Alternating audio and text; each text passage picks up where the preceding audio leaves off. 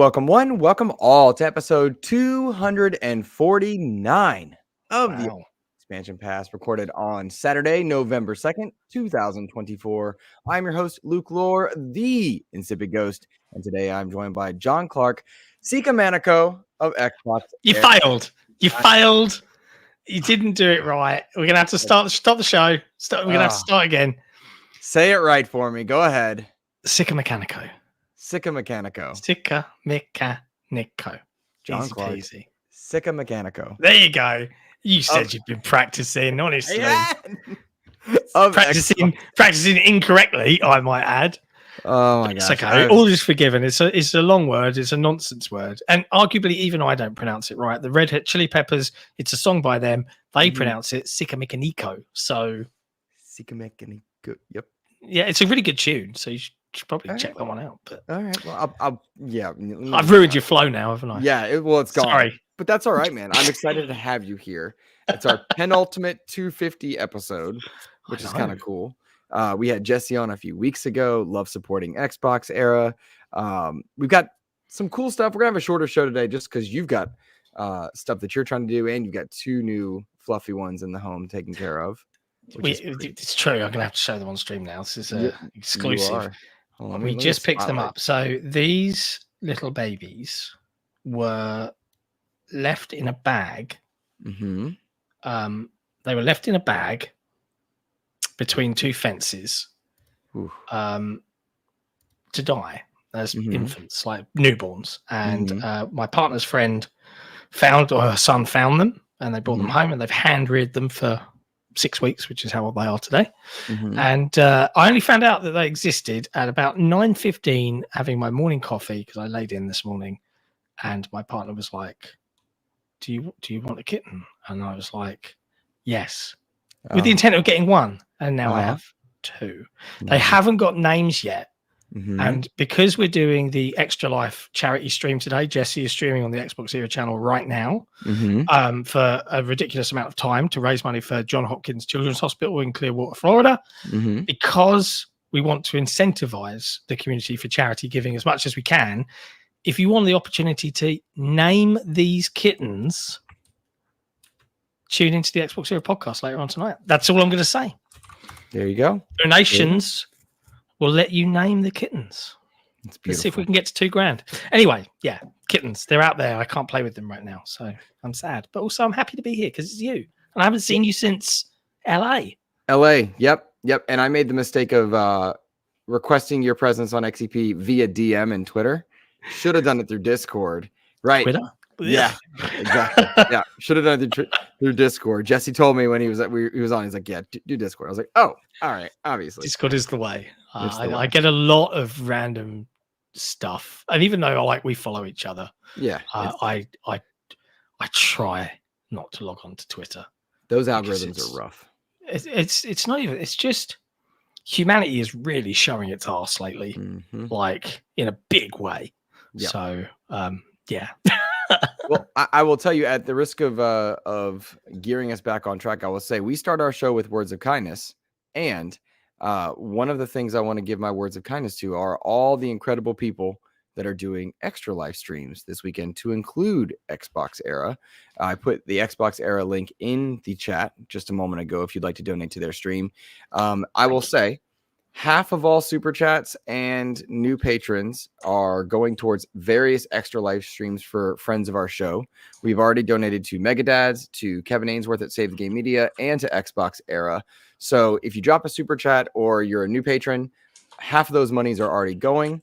And then I have plans for some of the other stuff, just to be supportive, because we ourselves are not doing the live streams, because I don't know how Jesse and so many of those other amazing people do it. I burn out. Like, my attention span is gone at 2 hours, and they're like 24-hour streams. I'm like, ooh. So to that end, we are supporting multiple friends of the show across all of their various productions, just dropping $10 here, $10 there through the course of the weekend. So those are my words of kindness to Xbox Era, Kevin Ainsworth, Megadads, and so many other people that are doing extra life. I see Bacon in chat. Good to see you. Matt Valdez, I was thinking about you not 10 minutes ago, my friend. Just that I haven't seen your name in a bit, and I hope you're doing well, buddy. I could not get Sikamaniko to say it right. Who? Never heard of him. Yeah, couldn't. I tried, buddy. I tried. Well, I'll throw some words of kindness out. Off the cuff, and I'm going to throw words of kindness out to all the content creators and good folks in this space, including yourself, sir. Thank you. Stick 2 fingers up at the algorithms of the internet at large and say, hey, we're not going to stick our face covered fake indignation or concern with giant red arrows, and we're not going to rage and farm and engage on a level of bad faith. We're going to just inform and communicate and hang with our audience and build good little pockets of nice places to hang out. And to those creators, thank you for making the internet a slightly better place, because I don't have any words of kindness for the other sort of creators. Agreed. I'm fed up with it. I'm grumpy about it. So it's really nice to be in a place where it's chill. It's just talk video games, because guess what? They're all awesome. Even though we might disagree on what's awesome, right? They're fun. It's a fun hobby. I kid you not. It's been 1000% my experience that if you just engage with randoms on socials, too often it devolves. The counterpoint being, I have found some incredible human beings in Discords, in different communities from Xbox Era, Save Game Media, and so many others that just want to talk about games. We have a VR chat in XEP right now because they're all helping me celebrate enjoying VR for the first time. Oh, you're new to it? You never played before? Yeah, I was sent a 3S, loved it. I actually bought and upgraded to a 3, and my 3S is going to a single dad veteran teacher friend of mine. So awesome. He's getting that one. And I'm just enjoying it. And everybody's there helping me just enjoy it. And nobody cares what platform is what. They just want to play games. And I appreciate that. Games. Yeah, we cover Xbox, but we play games everywhere. And that's just my favorite aspect of it. So nice. Yeah. Playing VR is cool. I still question, I've got a Quest 3 that Facebook, or Meta, I should say, sent me. It was so random. I pinged there, hey, can I have a Quest 3? And they were like, who are you? And I was like, we do this, and we might do some of this. And then they didn't reply. And then I got a letter through my letterbox in my front door. It was just like, we're sorry we missed you. It's over the fence. So I looked over my garden fence around the back, and they just chucked a boxed 3S. Whoop! Royal Mail just luzzed it over the fence. Yeah. It had been raining all day, but it works fine. And I still enjoy playing, Beat Saber and stuff like that. I've yet to try the new Batman game, which I'm keen to do because it does look very good. Once we're done, that's what I'm doing. Okay. I got up this morning. Is it good? Should I bite the bullet and just spend some pennies and pick it up? Yeah, absolutely. Okay. There's a reason it's so well reviewed. Like, I think there are 3 must-play VR games: Half-Life Alyx, Asgard's Wrath 2, and Arkham Shadow. And so, yes. I'm ashamed to admit I've got Half-Life Alyx, but I'm scared. I don't like things jumping out at me. I believe VR makes it even scarier. I believe my friend, you're playing some spooky games for the Xbox Era stream. They might make me. We crossed a barrier a few minutes ago for Xbox Era. I saw it. Yeah. I dropped some pennies in. But it's Alien Isolation in VR. Yeah. I've heard things. I have no interest. If you want Batman, I will send you a referral code. Good shout out by Gentle Stone there. One of the things I like about the Quest community is you can just refer your friends and they get discounts and you get a kickback. It's a nice way to keep money traversing through the ecosystem. So if you want that code, I get 15%, you get 15% off. It's a nice way to just cycle monies and keep it in the Quest ecosystem. It's kind of neat. It's neat. Ping me a code. I may indulge. Yeah, there you go, man.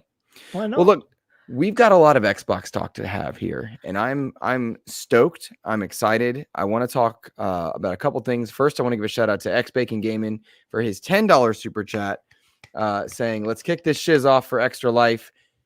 Super amazing of you to do. I will drop $5 more into the pot to be sending to various streamers and content creators. Thank you for both supporting XEP and doing this. I do have a goal that I don't like saying, but I do want to say, trying to get 3 super chats an episode to help kind of keep things running. And that's kind of my mental thing. So I appreciate you guys. All right.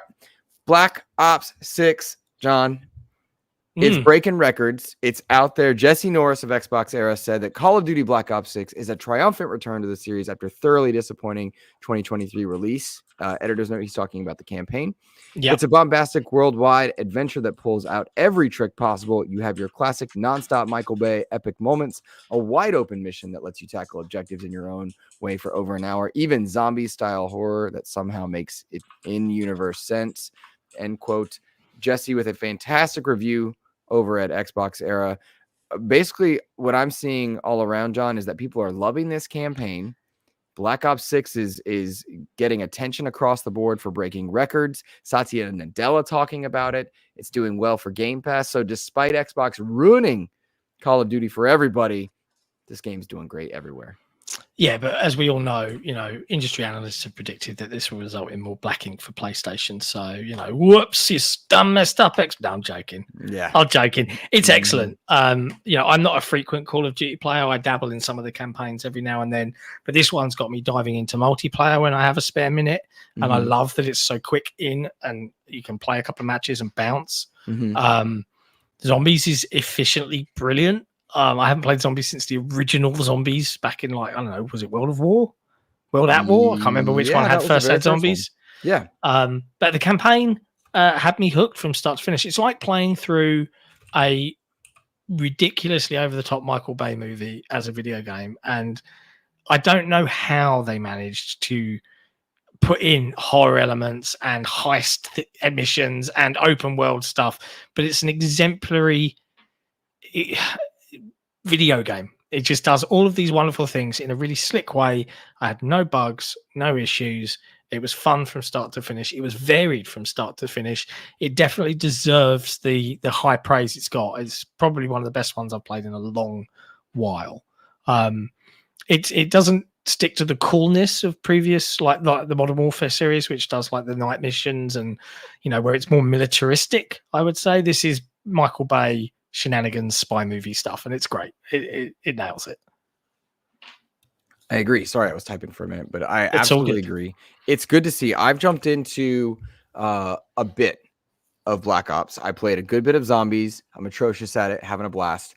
I've gotten wrecked in multiplayer, but having just a great time with it because it's one of those games like, as we age, my friend, as we get on up there in years, if I'm not like focused and energetic, I'm getting trounced on multiplayer.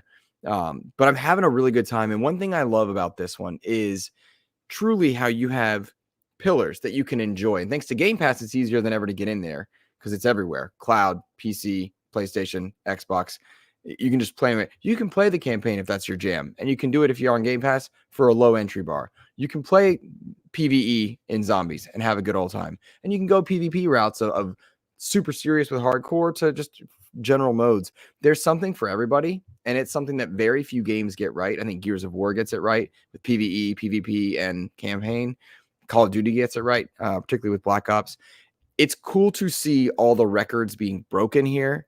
Black Ops 6 is the first Activision Blizzard title to be day and date into Game Pass. Obviously, huge deal. They got Modern Warfare 3 in there recently. But unit sales on PlayStation and Steam have increased by 60% over Modern Warfare 3. Insane. And they had the most Game Pass subscribers day one, or like it upkicked when Black Ops went live. I think it's how you would say that. So pretty wild. You're muted, my friend. Wouldn't be a podcast if I wasn't muted and started talking. I do it all the time. It's because I try not to make people listen to the vape noise when I'm vaping, and then I just forget. People for all of the Microsoft should have marketed it as a Game Pass release and all of that jazz. I think they've been really savvy this time, and I said this on our show last week. They did this promotion in the US for you guys with Mountain Dew and Rockstar energy drinks and Doritos.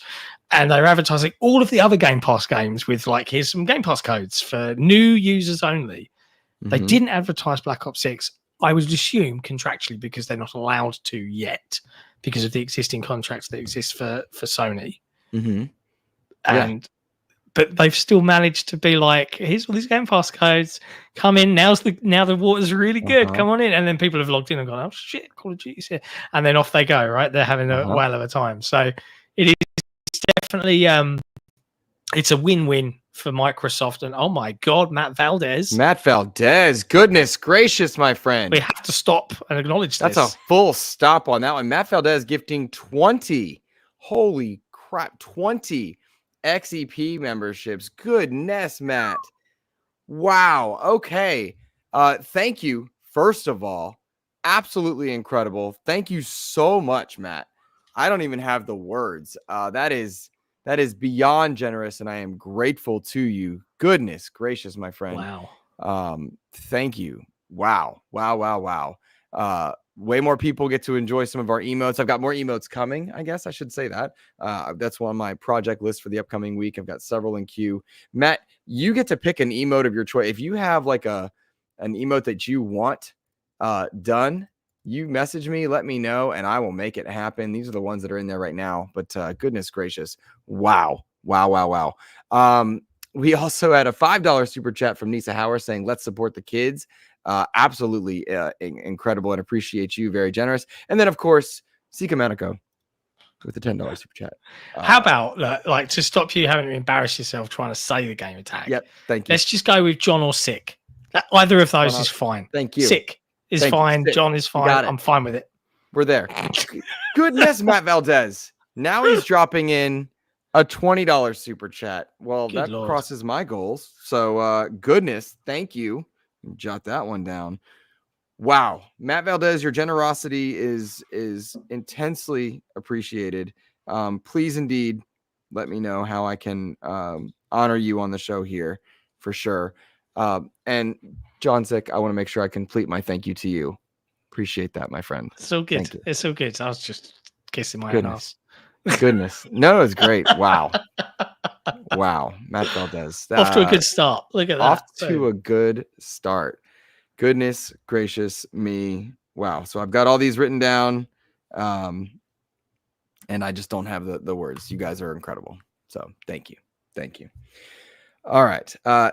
Nissa says, Luke, it's Nissa like Melissa. You're right. I know. I got it. See, I'm all types of calling out today. So it goes. All right. So to loop back to Call of Duty here, for it to hit Game Pass in such a strong way, John, do you think it's special that it's Black Ops and it's a good campaign, it's well received? Do you think that's the logic, or is it because it's the Call of Duty juggernaut that it's doing so well? I mean, Call of Duty is always going to do well. It's always going to be the best-selling game most years, unless there's a Grand Theft Auto releasing, right? Mm-hmm. Yeah. But I think this particular scenario it's the first time it's on Game Pass, so that's a big difference in and of itself. Because even lapsed Call of Duty players like me, like a new one comes out, and I appreciate most of the time I live in a slightly different position where, you know, I'll usually get given codes for such things nowadays, which is, you know, worlds away from like 2 or 3 years ago where we had to scrape together to get one to do a review, you know. Right. And nowadays we just get given stuff, which is great. But I never want to lose my eye on what it's like to actually be a consumer and think, do I want to drop $70 or 60 quid or whatever on game A, B, or C? And Game Pass, as always, enables those lapsed players to just try it out. I remember Black Ops. Oh, the nostalgia kicks in.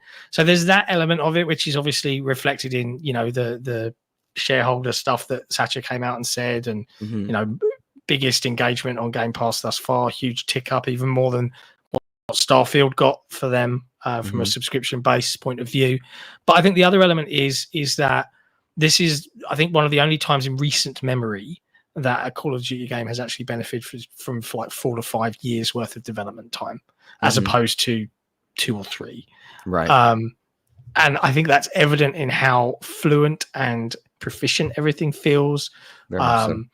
And it's definitely a super well optimized release across all platforms. And that it also adds to the fact that, you know, we've seen campaigns that have been rushed out in 2 years, and I fully expect next year's one to be less interesting than this one because it's going to have had a shorter dev time. But when the developers of these big games that we all like to play get given the time they need to cook, we end up eating delicious meals as a result. And this is evidence of that too, I think. Do you think that will adjust Xbox's strategy with Call of Duty in that obviously they're going to keep it multi-platform? There's no way you don't, right? Yeah, absolutely. But in their development time, like maybe setting up a cycle in which it is a 4 or 5 year development time? No. I'm sorry to say no. I think that there's, when Microsoft came out and said, "Hey, we're gonna do this purchasing of Activision Blizzard," Xbox fans, and I'm talking hardcore Xbox fans, were delighted. Nick, the co-host of Xbox Heroes, like, lock it up. Call of Duty is exclusive to Xbox. That's how you win this precious console war. Look, I think it's very clear and evident that Microsoft aren't going to risk reducing the value of this IP and the purchase that they've made. They didn't purchase it to make it less money. They purchased it to continue driving that money forward, just like Minecraft. When they bought that, they took ownership and it stayed everywhere and it made them even more money. And that money could get invested into other development teams and other games that we all get to enjoy. So there's no strategy nowadays in this modern Microsoft that is going to start locking all of this previously multi-platform stuff off. That's why you're seeing, games like Indiana Jones go elsewhere. That's why you're seeing games like Hi-Fi Rush and stuff like that, where they're like, this has had its time in the sun on our platform. We're at the tail end of sales now. Let's go make some more money elsewhere. And like Sea of Thieves is a great example. This is a game that came out in 2017. It was one of the first launch AAA titles for Game Pass. It is saturated on Xbox. Well, where are new players at? Well, they're on console and PlayStation. Let's go get them. Do I expect that to come to the Switch too? Absolutely, yes, I do. Agreed. Because these kinds of live service games thrive when there's more players to pick from. It's why you're going to see Sony, when they do live service games, they're going to launch them on multiple platforms because it's the only way to stay alive. Look at what's happening across the industry. Studios closing left and right. When live service attempts to release and it's not valid, we get Concord. And let's be clear, Concord was a good game, but it was a game that nobody asked for. There was no excitement for a hero shooter from 2018 to come out now. It's saturated. So all of these publishers and AAA studios and platform holders are thinking very carefully about the future. And a lot of people say, "Oh, why do they keep trying to release live service games?" Like, there's only so much time that you or I or anybody that plays games has. Right. And the answer is, right, this is just an opinion, but the cost to produce a game like Concord as a live service title is about the same cost as it is to produce a AAA PlayStation story-driven single-player game. If the story-driven single-player game flops, that's just a straight-up loss. Right? Either way. If the live service game fails, it's the same loss. But if a live service game succeeds, well, then that's where the golden goose is. That's where the big cash is. And that's why you're seeing publishers continually take that risk, because the reality between the two, there isn't much difference in terms of development time. I'm overburdened with them. I think that there are too many, and I think that they get long in the tooth. And the big problem you have being a new one is you'll come out and people will play you for a bit, and then you'll see the sudden drop off because they're like, either the studio hasn't prepared adequately and hasn't got enough content to feed that desire, or people that have already invested thousands in Fortnite or in Apex or in PUBG or in Overwatch are like, "Oh, I've got all my purchases over here. I'm just going to go back." So what we really need to see is new ideas. I think you're exactly right. I think about it's on my mind because of the two different strategies. Xbox trying to go multi-platform in a lot of ways, PlayStation almost trying to have their cake and eat it too, but kind of staying in the solo realm. When I think about Concord, Foam Stars, and then in a similar, though not one-to-one comparison, the Horizon VR game, which was exclusive to PSVR, all of those disappointed and let Sony down despite being quality game experiences. Yeah. There's no way around saying that the Horizon VR game wasn't well done and a great experience. There's no way around that for Concord. There's no way around that for Foam Stars from Square Enix, which was exclusive to PlayStation. And then when you look at the Helldivers experience launching day and date into Steam, I believe it was, blew up. blew up. And then you look at Call of Duty, which admittedly not 1-to-1, it's Call of Duty, but you look at Xbox trying to send things multi-platform, and Sea of Thieves on PlayStation's done very well. Seeing that strategy, I don't see a world where you don't try to get your live service games in as many places as possible. I sincerely hope that Halo Infinite goes to Switch 2. Why not? You know, I do understand the campaign hesitations here. I get it, but I want more Halo. I want more Sea of Thieves stuff. I want more of these. I don't want a game that's as great as the Horizon VR game to go away. Put it on Quest, put it on Vive, put it on wherever. Yeah. They should be everywhere. You're not wrong. And you've seen now third-party publishers like Square Enix, they get paid these advertising marketing deals from Sony to lock it to their platform. Then their games underperform. And then they're like, this is really screwing us over. But then we see other third-party publishers that have embraced Microsoft's platform. Sega being one that has seen enormous success from going, we're just going to release everything everywhere now. And now Square are following suit. And you're seeing more releases on all of the platforms all at once. If you're a multi-platform publisher, 9 times out of 10, unless you're a little indie or a first new starter, it no longer makes sense to make those deals. And I think Xbox gamers, personally, this is anecdotal, this is just my gut feel, PlayStation's the market leader. Ergo, there are more casual folks on that platform that just buy PlayStation because it's a PlayStation and that's what they think is the thing to have. And they'll only buy FIFA or COD every year, and that's it. They don't care about the bubble. And so Xbox gamers, I feel like, play a lot of games. I feel like we're a little bit more inclined to experiment with our tastes. We're all burnt out ex-Dreamcast fans anyway, right? So there's a ton of things going on in this industry. It's super interesting to watch.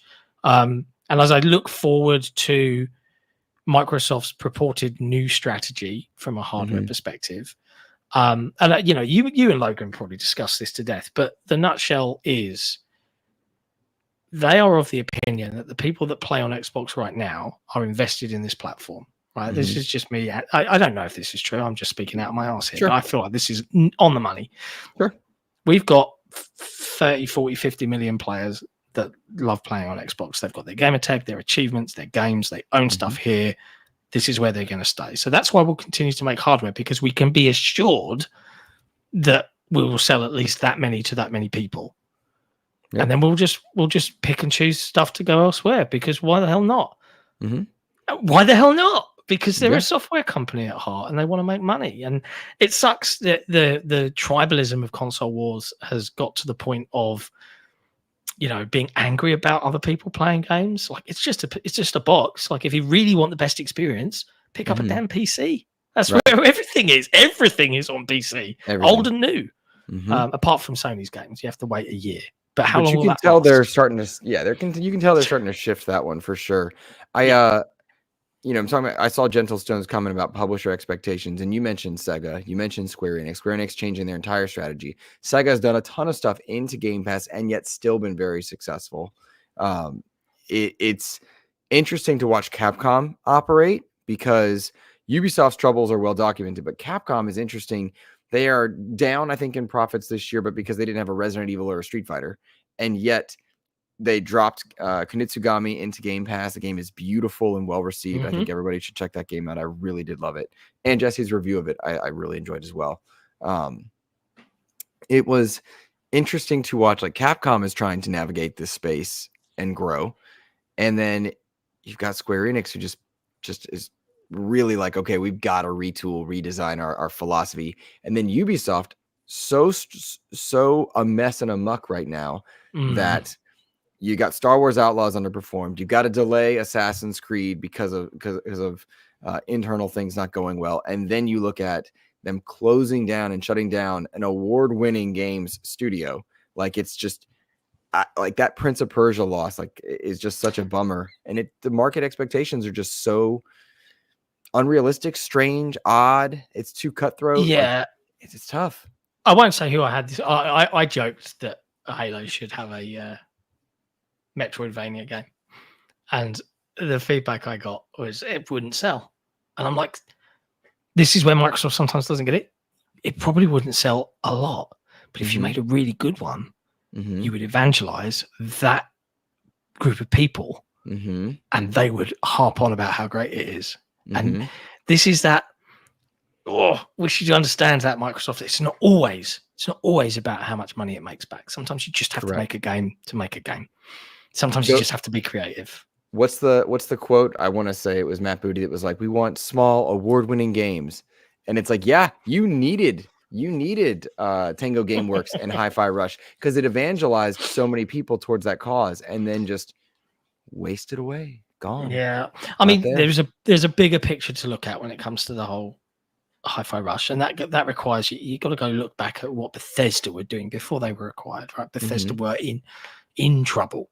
They started to make live service games because guess what? These critically acclaimed single player games like Prey and Dishonored from Arcane, they didn't sell. Critics loved them, but they didn't make them any money. And unfortunately, you can only go on so long in this space without making some money to make the next thing. And every time one of them flopped, they were put in more dire straits. So they were like, oh, Wolfenstein, let's do a live service Wolfenstein. Here's Youngblood. Oh, what do we do with Fallout? Let's make an MMO. And they were desperately trying to make money, and they were not in a good spot. So it doesn't, I don't think, take a genius to see that if Microsoft had never acquired them, that they would have been shutting studios down, because this space is in a bit of a mess right now. You're right. And it needs to be resolved. And the only way that you can do that is, and this is something I am looking forward to. We heard rumors of Microsoft earlier this year having smaller teams within larger studio teams working on making smaller games like Grounded. 12 people started that, and it's an enormous success. It's getting a TV show. It's on Switch. It's on PlayStation, I think. One or the other. I think that was one of them. Enormous success. Yeah. Tiny game, made loads of money. So the money we spent to make it, the money we made selling it, vastly outweighed it. We're seeing more of that. And if you think, there was an article, I think, on Games Industry Biz earlier this week, or Jason Schreier was talking about it. I can't remember who it was. Talking about how veteran designers are actually like starting new studios and keeping them deliberately small. Why? Because it's a lot easier. The games look good enough now. They looked good enough back in 2013. Now let's concentrate on bringing even innovation into the space. It doesn't have to be the best animations and the most photorealistic graphics. Art, design, that's the AI, that's the important stuff. And I don't mean AI as in do the job for the developer. I mean, give me a new AI experience. How's this game interacting with me, rather than, let's do an AI song or AI voiceover. Do you know what I mean? Right. There's so much you could talk about and pick apart about where this industry is going and how it's going. The next few years, it's going to be very interesting times for everybody involved. I look forward to it. Fully agree. No, I absolutely agree. Could not be more excited for how the next generation is going to start between Switch 2, Xbox Next, and then PlayStation with PS5 Pro is launching next week. It's a lot of interesting. So yeah, I've seen the advertising ramping up for PS5 Pro. Yeah. From hey, here's a picture of me with the PS5 Pro. Here's me unboxing the PS5 Pro. Look at these marketing beats that they're just doing for free for Sony. It's great. It's interesting. It is interesting. It's the job. It is the job. You are correct. To our audience that is watching, I will remind you, one, if you'd be so kind, can you please hit that like button and share? We would appreciate you. Half of all super chats and new patrons for the day are going towards various Extralife friends of the show. Donated to several already. Already have a queue up and list for people that I'm going to be sending some of those monies out to. Farshin Shops over on Logan's stream. I cannot always see his chats just because it's into his Twitch, but I see them on YouTube. I do see them sometimes. They come through StreamYards. I do want to give a shout out to our new Patreon member, Stephen H. Appreciate you for subscribing, and your monies were sent over to the Megadads live stream. Thank you for becoming a patron and supporting the show. We really appreciate you as well. Thank you so much. All right, so let's not switch gears. I want to tangentially relate, John. We're talking about expectations. We're talking about the future. Also, you're muted. Dragon Age Veilguard just came out, and a lot of controversies around some of the extra stuff. But for all intents and purposes, the game seems to be good. Some debating that it's great or not. I know Jesse was a big fan. It is. I have found this interesting because I was looking at some of the Steam stuff, and the Steam trends right now is that it was doing something like 33,000 concurrents or whatnot, which is good, not great. Starfield was a bit higher. Dragon's Dogma was a bit higher, but it's also not flopping. I find this interesting because so many people are evangelizing Dragon Age, and worried also about what it means for Mass Effect.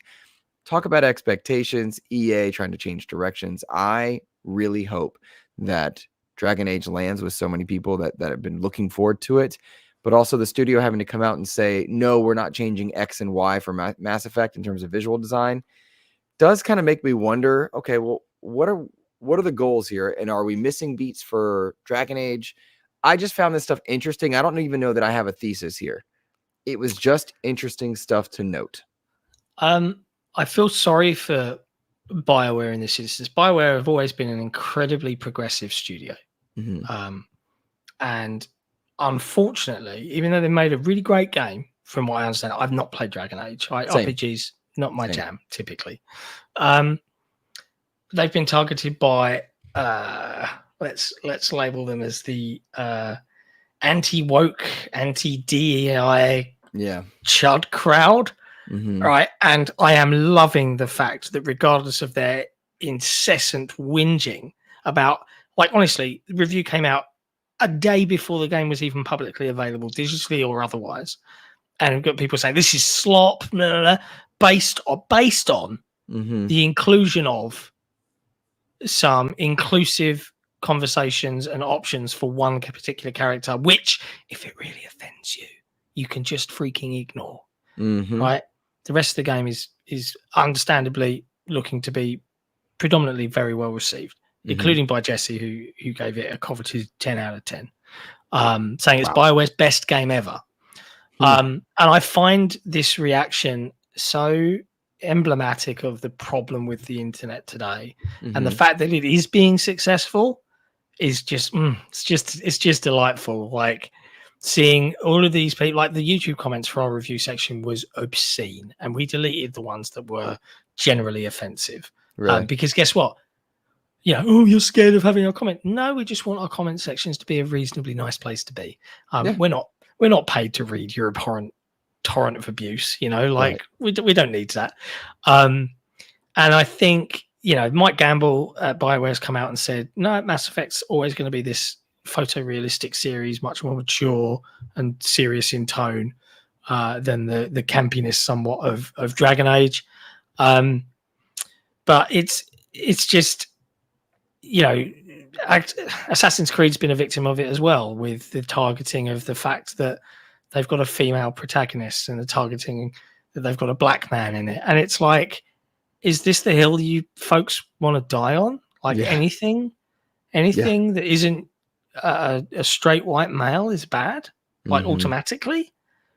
And look, I'm no fan of what I would perceive as forced diversity, right? Where there doesn't feel like a logical reason and they are just ticking a box. I'm not a fan of that because it feels inauthentic. But from all intents and purposes, from what I've understood from Jesse talking to him about his review, this is an authentic Dragon Age game that plays fantastically, looks incredibly great, performs well on all platforms, and they deserve the success, I think. I think people that are angry about this stuff, like, why are you angry? Because some other dude on the internet told you to be?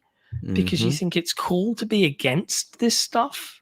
Right. I don't understand. If you can explain it to me and you think you can make an argument, dear child, and I don't think there's probably any of them watching right now, I'd love to hear it, because you make no sense.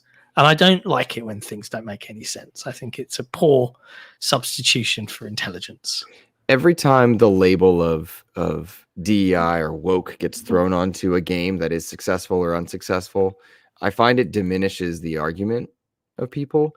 Dragon Age, like almost every BioWare experience, allows an intense and unique amount of customization that's always been progressive and allowing of any number of genders, gender identities, preferences, etc. And I truly don't care what your blue midnight wood elf is sleeping with. If I get to go play the game and do what I want to do with it, since this is a real thing, longtime listeners know, every game that I play, I want it to be as close a character to me as possible. Yeah, I do that in game where I customize a character. They've got to look like me, and they make the decisions I'd make. Yeah, absolutely, 100%. That is my personal preference. But I'm also a straight white male that's blonde hair, blue eyed, and has the generic 2001 haircut where I flip it up, and I haven't changed it since. So I get a lot of representation. In no way am I offended if somebody else gets that level of representation, and in no way am I going to choose that over what I like for me. But it doesn't bother me when it happens. And I look at games that have had their qualms and frustrations be monopolized by DEI conversations. I think about Suicide Squad, which as a diehard Arkham fan, Suicide Squad offends me on so many levels, despite the fact that it's very well made. The traversal is wonderful. The visuals, not what I prefer, but beautifully animated, right? Like made for its purpose. I just disagree with its purpose on every fundamental level, and I'm done with it, right? Like people and the market spoke on that aspect. But the idea that it was because of, was it Sweet Baby Inc. or anything? And same with Concord, the market did not want a hero shooter. They've got those. The market nothing to do with being woke. Exactly. And so I look down on anyone who makes that the pillar that they choose to die on. I care very little that somebody else gets to find. Let me rephrase that. I am unbothered that somebody else gets to find representation for themselves in a game. It does not affect or hurt me. So when I say I care little, I mean like it doesn't bother me. Yeah. Like I want to see me in a game. I want people to be able to see themselves in a game. Good way of putting it. That's what I mean to say. I mean, look at Tales of Kinzera Zao. Right? Oh, wonderful experience. Great game. Everyone should have bought it. All about grief. Mm-hmm. From a very personal perspective of good friend Abu Bakar Salim. And his game gets accused of being woke because it's set in an African themed environment, and it's full of black people, which is what he was designing. Like, what are you talking about? This isn't woke.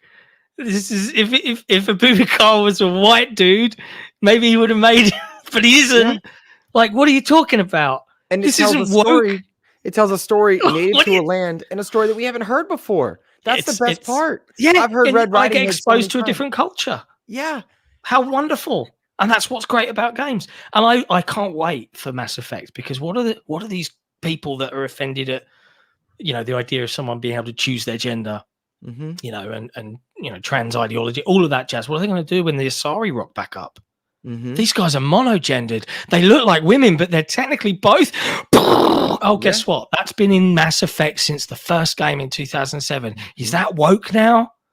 Are you guys smoking crack? Yeah. Like, what are you talking about? Right. It's nuts. Right. And I hate it. I hate that big YouTubers won't talk about the good things about video games. They'll talk about these things just to get the engagement off of these rage feeding mollusks. Yeah. And that is rewarded with success and subscriber numbers. Isn't that depressing? Just vitriol. No one wants to feed off of that forever, surely. Right. I'm going on a rant there. I apologize. No, there's that is very much a part of the conversation with any BioWare game, and it's an industry point. And I think also, and I say this intentionally, like, as white men, it's important for us to call this out as the de facto, I guess you would say. I don't know what the right words are here, but like, it's important for us to take a stand on this type of stuff, because I don't want to see more minorities be punished by the majority. It's just not okay. Too often. All right, let's see here. Indiana Jones. This is a separate story. Indiana Jones is targeting 60 frames per second. Machine Games came out in an interview. I think it was with Jez that published this one. Essentially saying they're targeting 60 frames per second. This is a big deal. I find it funny. Logan actually asked me to say to the audience, we were talking last night, he thinks it's funny that we have to say we're targeting 60 frames per second in an era where all these consoles are supposed to be running at 120. Our TVs should be running 120. He thinks it's funny. Nonetheless, interesting. I'm excited. Was it you that went hands-on with Indiana Jones? Yeah. What can you say? Because I did not get this experience. I know several people did. I'm still XCPs. We got to bump into that level. We're not I quite know, there. I know. It Like and takes share, time, like and mate. share. It takes time. I was very fortunate to be invited by Bethesda to I went to London because it was just down to 40-minute train ride from me, and they'd taken over a neo-Gothic mansion in Temple Place in London, and redecorated it to look like Marshall College from the games, from the films, I should say. And yeah, they had the mystery box there. You could solve a puzzle to unlock the gold Series X, and then I got 3 hours or so hands-on time with the game, and you can go watch the full preview video I did on Xbox Era on our YouTube channel. It is probably my most anticipated game of this year. I think it is genuinely, for the types of games that I enjoy, it's a game of the year contender for me. But I would also say this is a thinking man's game. This is a patient person's release. And what I really love more than anything else is the inherent qualities that they've refined from the character of Indiana Jones, the movies, their style, their sense of adventure. And I said it in my preview. If you're going into this and your experience of, world touring archaeologists is Nathan Drake and Lara Croft, I think you're going to be disappointed, because he doesn't go in with guns blazing, mowing down, ancient civilizations. Hey, look at this new place that no one's ever been. Let's kill everyone. That's not what's going to happen. This is all about that sense of discovery. He's got a brain, so there's lots of stealth. It's got huge references to classic titles that a lot of the Machine Games team used to be part of Starbury Studios, who developed the Chronicles of Riddick: Escape from Butcher Bay, which was I think 2003 on the original Xbox. Incredible game. If you've never played it, it is absolutely brilliant. And there's lots of flavors of that in this, where you're more focused on making it past all of the Nazis rather than just going in guns blazing, because you will just die. And I love it. It's patient, it's methodical, it's full of puzzles, it's cinematic. There's over 3 hours worth of cinematics in the game. Wow. And it captures the heart of those movies, and probably is going to end up giving us a sequel of the films that we wished we'd got, but we probably never did. I loved it. Like, I can't wait to get full hands on. I hope Bethesda give us a really decent amount of time with the game, because I really want to be able to take my time with it and not rush through trying to, golden path. I want to go off the beaten path and explore, and still have a worthwhile review for folks to read before launch, because it's a big game and I can't wait to get my hands on it. I'm very positive about it. Yeah, it was a great experience. So looking forward to getting hands on even more. And it won't be long, 2 weeks, 2-3 weeks, maybe. We'll have a review code. It comes out early access December 6th for premium edition holders. So it's got to be at some point in November. I'm excited and I'm curious. And so you have a unique perspective on this. We've had a long time. I don't even know if the word debate is the right word, but a long time, I guess, talking point of what our expectations for this game are in terms of engagement and sales numbers, etc. And I have kind of been on the pillar of like, I don't see this game getting 1 million in sales. And the numbers I don't see being strong, because indie doesn't relate a lot to the youth, right? Call of Duty, a lot of kids play that kind of thing. Indie talks to the olds. What's up? We got a little gray in the beard now. I see it as well. And indie's for us, but it's not for the kiddos. And then you have the weird oddity of like, why do a timed exclusive? I don't know that helped it. Could have just full exclusive or full multiplat. I don't know. Nonetheless, I'm curious, do you see this game getting 5 million players in the first month? It's hard to say. I think in and of itself, it's going to do very well. I would certainly say, if you think about the average age of a gamer, the average age of most gamers is our age, between 30 to 40. You might be younger, knowing you. You're like a young... I'm 39. Well, I'll be 39 this month. I'll be 39 on the 21st. You had a far easier life than me. I look like I'm 50. Yeah. But I think people that like me that grew up with those movies, they're going to be all over this. Mhm. I happen to know, my stepson's dad Mhm. bought him an Xbox, a new one for his birthday, so that he could secretly take his son's older Xbox just so he could play Indiana Jones because he's a PlayStation guy. Smart. But you might be right in that the reason that, because we remember from the FTC trial, this wasn't going to be an exclusive. Then Microsoft changed the deal, made it Game Pass launch exclusive. Then they seem to be releasing it on PS5 after fighting for it to be exclusive anyway. Why? Maybe they've done their analysis and they're like, we'll make more money over the long term if we release it on PlayStation in April, because you also got to think about their next year. They've got Fable, they've got Avowed, they've got what else have they got coming? South of Midnight. Avowed, South by Midnight. That I think that's games sooner than you might realize. Yeah, I think not you, but like I think. Yeah, I agree. And they might be thinking, well, this just why not? Why not? There's plenty of fans, casuals that are of this age group that probably just play mainline PlayStation. Let's go get their money. But I'm not worried about it. I think, you talk about expectations. I actually put a tweet out the other day. I was musing on this, where I think it is an incredible shame, and I've seen it time and time again with the main gaming media, where a game will be released or teased or announced, and the majority will say, this is Xbox's version of God of War. Hellblade 2 is a prime example of that. This is going to be Xbox's version of God of War. Indiana Jones. Oh, they're making Indiana Jones. That's going to be Xbox's version of Uncharted. You said this on the podcast last week. You said this on Era last week, right? Yeah, I think I was referring to that tweet. But yeah, and then the game gets revealed, and Ninja Theory. Yeah, we're making an evolution in every way, dialed up to 11 of what we made previously. And then people that are in positions of being able to review these products for the masses let their own inherent wants and desires to communicate disappointment about what the game is based solely on an idea in their heads that they formulated over a year versus what it actually is.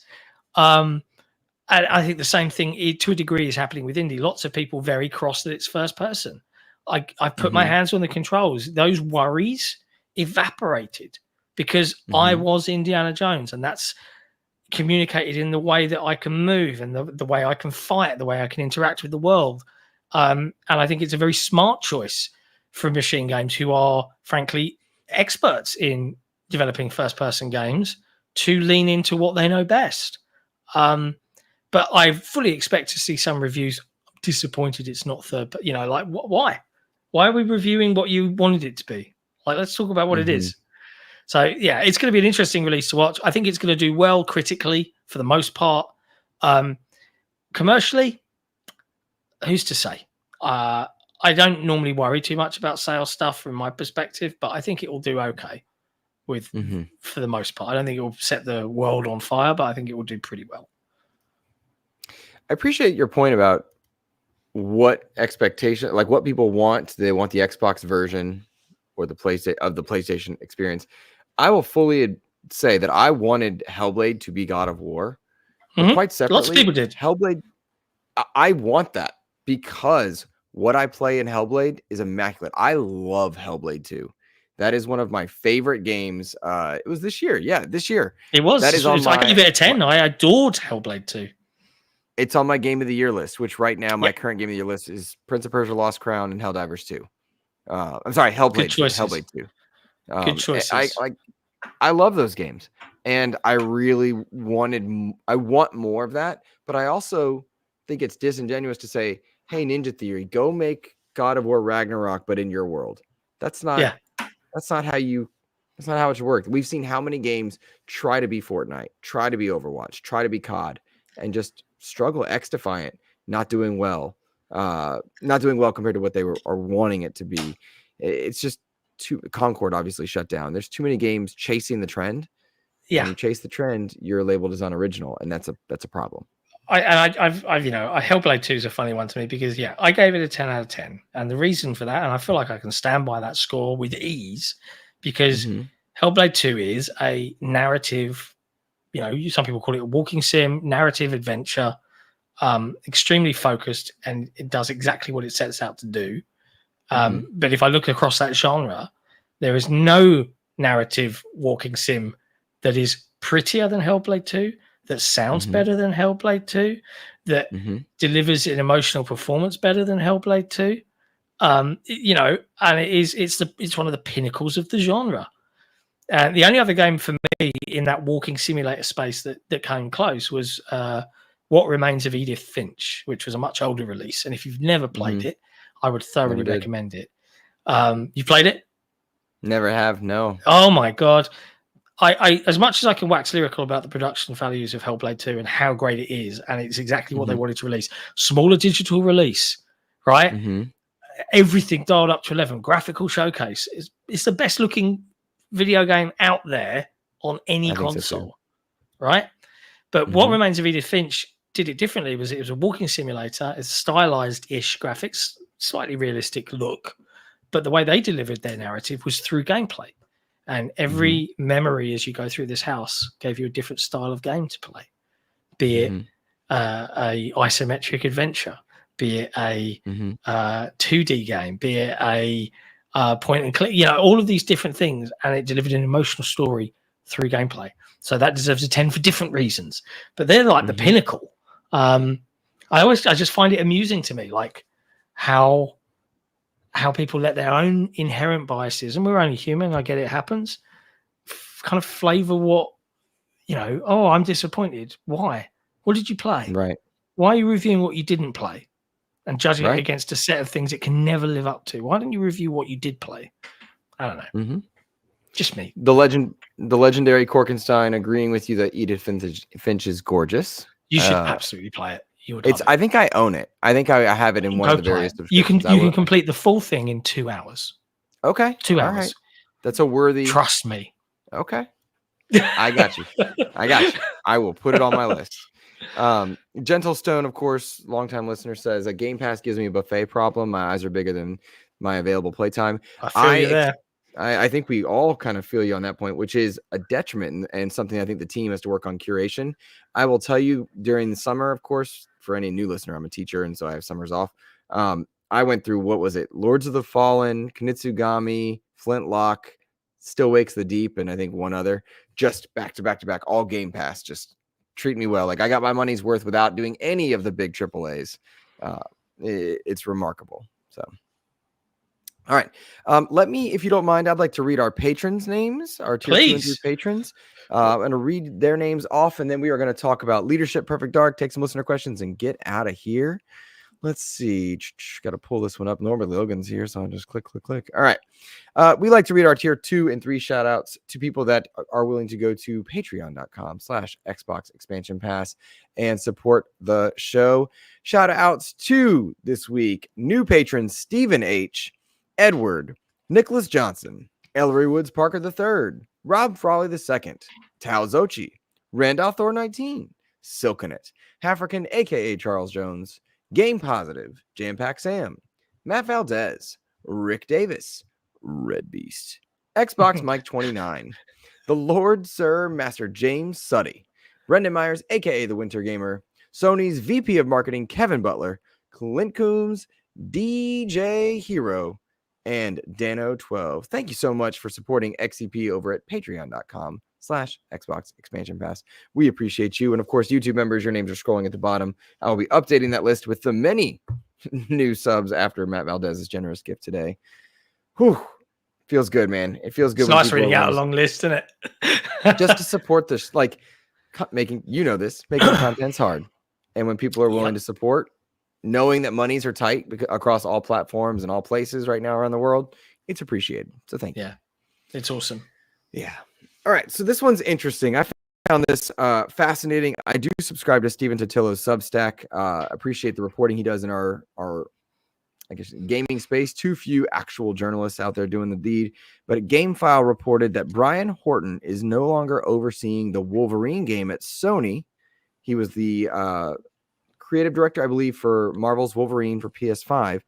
He has left Insomniac Games altogether and is now creative director for Perfect Dark.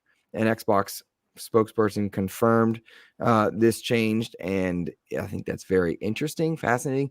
People move around all the time, John. That is a normal thing, but it is interesting to see someone leave a project that is both Marvel and Sony exclusive and head over to something that's Perfect Dark, which has been tumultuous given the initiative in Crystal Dynamics. So I just found this interesting, strange, odd.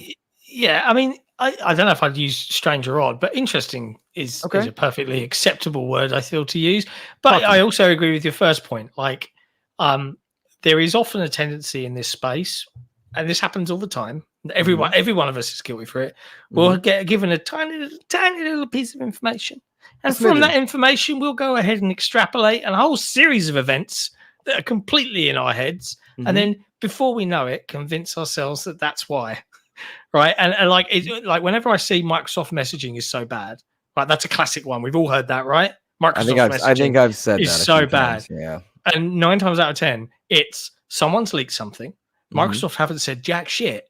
We've run off of it for 4 months and said, oh, their messaging is really bad. And then they might say something. Is their messaging really bad? Or is it just a case that we've decided what's happening and are just blaming them for something they've not even commented on?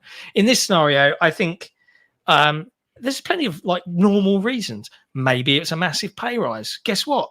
Many people don't like to work for free.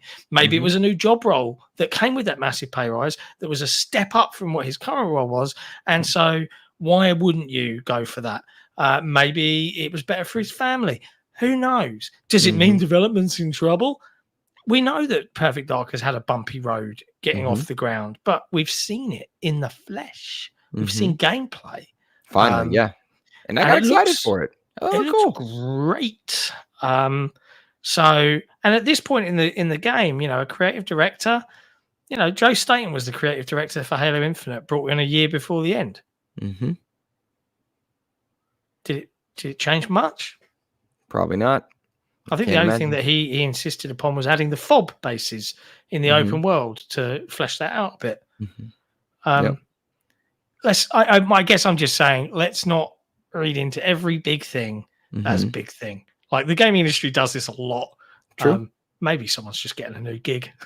Could be. Certainly could be. Yeah. I think we wouldn't care at all if it wasn't Wolverine. Perfect Dark 2 exclusive, you know, in theory exclusive. I guess we don't know Perfect Dark's roadmap, as it were, but I have to think Game Pass. Well, yeah, it would be Game Pass, but my gut says Microsoft's general rule modus operandi, shall we say. That's mode of operation for anyone that did not know that phrase. I think their way of looking at it is going to be Bethesda sometimes. Depends on the scope. Activision all the time, multi-platform. Xbox Game Studios, they're for us. I think that would be, and there is a part of me that wishes they would just come out and say that, because the biggest problem they've created for themselves is instead of talking about the game, we end up talking about where it might end up. It's like, that's nowhere near as interesting as talking about video games. But I don't think they'll ever come out and say that, because they want the freedom to be able to, as they've said, choice by choice when we feel like it. And that's their own call to make, I guess. Absolutely. I think that is the actual Xbox messaging problem, because we are consistently questioning, where's this game going? I feel like there was a flip-flop with Indiana Jones. Maybe there was, maybe there wasn't, but it feels there definitely was a flip-flop. It does feel so like too, that. But like they fought to have that contract changed when they bought Bethesda. Yeah. And we heard that in the FTC trial, and then it's coming out anyway. And it's like, why did you bother fighting? Because maybe the numbers have changed. Who knows? We don't. Sure. And that's the problem in games coverage. A lot of the time, all of our shows, all of our podcasts, we know one piece of information, like 5% of the full story, and yet we're going to still try and guess the full story. It's a bad recipe for success sometimes. Agreed. Quick shout out to Logan, Captain. I hope you're enjoying your vacation. Logan got to go visit Achik, his partner and gaming buddy. So it's really nice to see you there. Cool. Korkenstein said, I know Wolverine was sent back to the drawing board after the leak. PlayStation wasn't happy with the feedback, even though it was pre-alpha, hence the creative director change. Is that's news to me? I've not heard that, but also like I don't know how tuned in I am or Cork or Stein is, I should say, is, you know, so interesting. Maybe we'll see. We'll see. Yeah. You know, I don't know. Let's see here. 2 new dynamic backgrounds on the Xbox platform for Dragon Age, as well as a COD dynamic background. I'm a big fan of those. I also take a little bit of joy, John, because every new dynamic background that isn't Sea of Thieves, Logan loses Has Sea of Thieves had any yet? Nope. What the fuck? I'm with him on this. This is ridiculous. It's the funniest thing. Gee, like even that first trailer where the ship's all blown up and the Kraken's like pulling all the bits out. But then, you know, remember the very first reveal trailer where they slow pan from event to event? Mm-hmm. That'd be a great. That'd be fantastic. Yep. But I just take joy in that it like messes with Logan a little bit. But also like I'm in full agreement with him. Like it is time. Like how can you not? That's bizarre. That is a tentpole pillar. At least it was a tentpole pillar Xbox franchise. I'm sure now it's Diablo and Call of Duty and. No, Sea of Thieves is massive. It is a tentpole game. They've definitely bugged it up a bit this month. Yep. Ooh, they're another hot maintenance fix. Sorry, guys. Whoops. Yep. Never mind. Oops, indeed. All right. Let's see. State of Decay. Just a quick thing there. They unveiled, I believe it was a new logo, and they've expanded their studio. I think when they first started, they were around 20 people. Now they're around 120 to 130 people. All their full focus now is on State of Decay 3. I'm not sure that's necessarily news. Nonetheless, it makes me excited. State of Decay 3, when I saw that first teaser several years back, very much stoked for what an Unreal Engine 5 game might be in that world. I really love State of Decay, both 1 and 2. Hundreds of hours in those games. I bounced off both, right? Because the best, my favorite kinds of games are the games I can play with friends. And when they said State of Decay 2 was co-op, I was like, and then it was the worst implementation of co-op that I hate in when games do this. Yeah, you can play with me, but everything you do doesn't count. And you're just playing as like a guest character. And I'm like, fuck off. I want my character. I want to play as me. Apologies for my British language, by the way. I'm terrible. I didn't even ask. I can't swear. I apologize, everyone that's offended. I don't mean to. So I bounced off of State of Decay 2 very quickly, but they've been working with the Grounded team for State of Decay 3 to utilize their technology. And Grounded, if you've played it in co-op, you can go everywhere all over the map and you're all together and your progress is saved together. So the idea of being able to, in State of Decay 3, have my own community with my group of friends that we maintain and then interact with other community. It's very exciting. It is. I'm looking forward to it. Agreed. I hope they nail it. So full agreement. All right, let's see. I want to tackle 1 or 2 listener questions so we can get out of here. This one comes from Midlife Side Quest. This is John Wall. He says, does Xbox have enough diversity in their catalog? They have great shooters, RPGs, racing games, and strategy, but what genre is underserved, do you think? I think they have a lot of great diversity. I do think they are underserved. Of any publisher or platform holder, they have the most diverse portfolio going. Agree. Like, what don't they have? Now I think of it, family friendly platformers is where they're missing.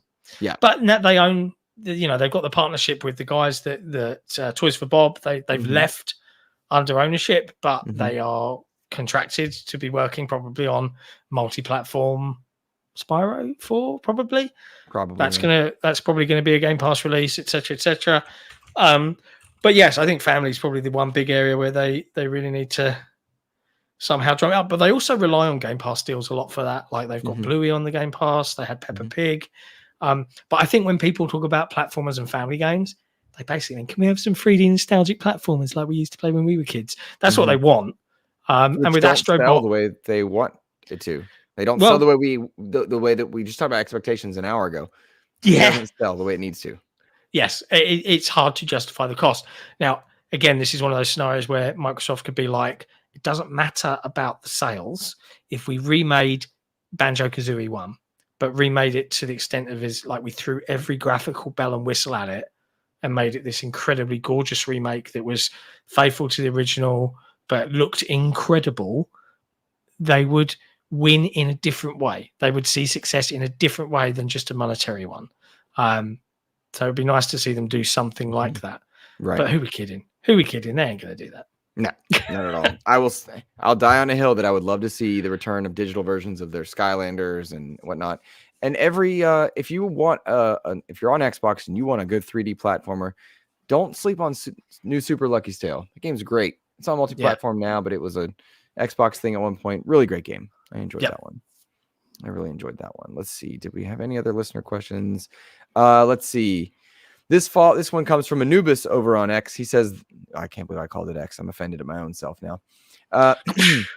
This fall, I think I have felt more swamped by games than ever. Which stood out to you, and did you have to take any off your list even though you wanted to play it? Ooh, I've got answers for this one. I love Call of Duty, and I love Arkham. And I have not gotten to put as much time into those as I wanted to just because of my schedule. But Arkham's next, then COD. I love COD. However, I've always liked Modern Warfare better. But that, oddly enough, is one that I haven't dived into the campaign, but I plan to this weekend. Yep. After I finish Arkham. I also have not touched Dragon Age, which I expected to do. Now, we did not get a coverage code on that one. XEP did not. And I don't think we would have even been able to make use of it had we, just because there's been so much coming out that we've been playing. So there's a lot, but I know that I've got like a full slate. Like Star Wars Outlaws is on my backlog, John. Like that's I missed Star Wars, and in like, same. Like I'm gonna play it, but my backlog is thick as a thief right now, and I love it because I've got so much to look forward to. I struggle. This is one of the, like, if anyone that follows Xbox Era will know, I typically don't play a lot of AAA games. In fact, I'm a big old fusspot when it comes to the games I really, really enjoy. So you give me a Neva, which came out recently, which is from Studio Nomad, or Nomada Studio, I should say. Gorgeous little 5 to 6 hour platform narrative game. Plucky Squire. Give me stuff like that. I will feast upon it. But I see another big AAA open world extravaganza come out, and I kind of just Star Wars Outlaws does look good, and it's one I'll probably try out if at some point I get a code for it. But I'm not running down the road to try and play it now. So yeah, I try not to, like, I certainly in my older age, like FOMO used to get to me, and I used to just buy things I knew I would bounce off of, and I've stopped doing that now. So but the ones that have really got me recently, Animal Well, which was released from Big Mode, and a single developer. That one, that's got its hooks in me in a big way. It's not on Game Pass, which is a shame, because it's an incredibly unique Metroidvania style, very retro looking in its art approach, but super interesting and feels good to play. So that's a big mystery sitting on my hard drive that I'm a couple of hours into. Similarly for Inscription, if you haven't looked at Inscription on Game Pass, that game goes places. That is an example of genius design, and I won't spoil it because there's a twist, people. There's a big old twist that will surprise the hell out of you. It did me, and it's a great game. I would recommend if folks are into that sort of thing. But I have a ROG Ally now, so it's nice being able to dot around between different things when it's a handheld. We talked earlier about Microsoft's new platforms as they go forward, and it really comes home and bugs me to no end when I want to play Animal Well on my ROG Ally, but the only way I can actually do that is either if I buy the Steam version, which I don't want because I've already started playing it on my Xbox, so my save is there. I have to stream it via the cloud from either my machine, or I can't play it. And I want the world where I can play anything I own wherever I want to play it. I want to live in that world. So yeah, tricky. There's loads to play though. It's a great year again for gaming. Love it. And next year looks to be equally nuts. So suck it up. Yep. It's just, I think it's par for the course now as everybody vies for time. You said streaming. Last night we played a bit of COD, and Logan was streaming via xCloud. That was how he was participating, and smooth as a butter, at least on my end. Like and no complaints from him during the process. I think I should say also. That's wicked. So I thought that was just so cool. Like, just we're playing Call of Duty. Two people were on PC, one was on PlayStation, 2 were on Xbox. one of the PCs was playing it off cloud, and it's just like, there we are. Like, who would have thought? When xCloud was showcased years ago, I never thought. So it's very, very nifty. Well, John, I think that's a great place for us to kind of wrap up, knowing that you've got 2 lovely kittens to go play with, as well as such a big softie. Yeah, as well as supporting some incredible Extralife stuff. I want to before I give you your moment here, I want to thank Bacon, you yourself, Nissa, and Matt Valdez for all your donations today, so I can now jump into more streams and drop more monies into different Extralifes. Thank you all so much for your generosity, for also supporting the show, as well as Stephen H., new patron member today. Means the world. Thank you. John, let people know where they can find your content and what you guys got going on. We've got a lot going on. XboxZero.com is your main gateway into everything that we do. We've got our awesome forums. We've got our regular review and preview coverage, as well as all of the latest in gaming and Xbox news. So if you're an Xbox fan, it is, make it your homepage, please, for the love of God. It's really hard to be press nowadays. You're seeing all these big game video websites shut down. Why? Because nothing makes any money, which is why we're really lucky to be supported by our patrons. It's also why you'll see us do, and you've played this, it's why you'll see us do projects like this. This is the prototype, for Console Wars. The surveys just went out for that end of this week, just gone.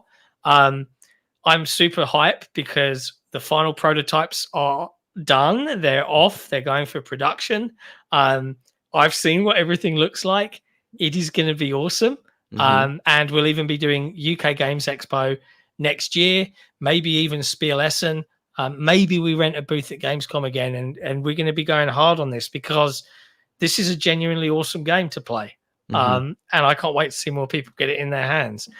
Good news is, if you missed out on the Kickstarter and you want to pick up a copy, we're still enabling late pledges. So I'm probably going to shut them off mid-November. So if you want to get in quick and secure yourself a box, do so soon, because your chance will run out and then you'll have to buy it at retail. But yeah, like Xbox Zero, our YouTube, we're doing our extra live stream all day today.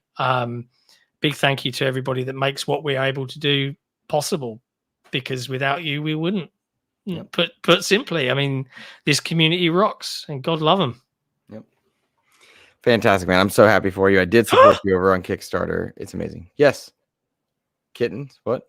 No, Korkenstein's gone and dropped 5 more memberships into your channel. There he is. Hey, Korkenstein, the legend, gifting 5 XEP memberships. Let me jot that one down there. Goodness me. So appreciated. So appreciated. Thank you so much, man. I appreciate you guys. And Korkenstein, just the legend. So thank you very much, my friend. I appreciate you. I will say to any and all people that are watching and listening to XEP, thank you for sharing the show, for showing the show. Next week is episode 250. No big plans come together. I'll be honest, set expectations. I'm hoping to hear back. If you're willing, reach out on socials, let people know about it, help the show grow. Let Xbox know what's going on, because I would love for them to pop in or say hello, or just, even give us a nice tilt of the hat, tip of the hat, as it were. But yeah, episode 250 is pretty darn cool. So that's awesome. It's a hell of a milestone, dude. Congrats. Thanks, buddy. Thank you very much. Alrighty, guys, that is going to be it for us. Have a fantastic rest of your week. Take care. Ciao for now.